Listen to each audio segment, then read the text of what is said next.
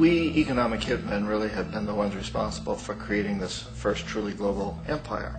And we work many different ways.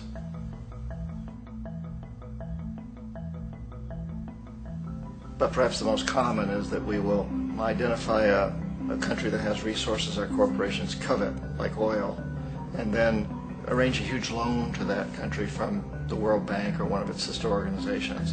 But the money never actually goes to the country. Instead, it goes to our big corporations to build infrastructure projects in that country, power plants, industrial parks, ports, things that benefit a few rich people in that country, in addition to our corporations, but really don't help the majority of the people at all. However, those people, the whole country is left holding a huge debt, and such a big debt they can't repay it, and that's part of the plan, that they can't repay it.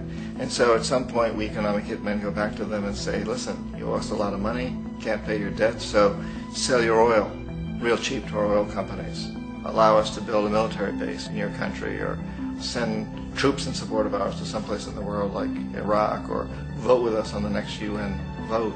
To have their electric utility company privatized and their water and sewage system privatized and sold to U.S. corporations or other multinational corporations. So there was that whole mushrooming thing, and it's so typical of the way the IMF and the World Bank work, that you put a country in debt, it's such a big debt it can't pay it, and then you offer to refinance that debt and pay even more interest.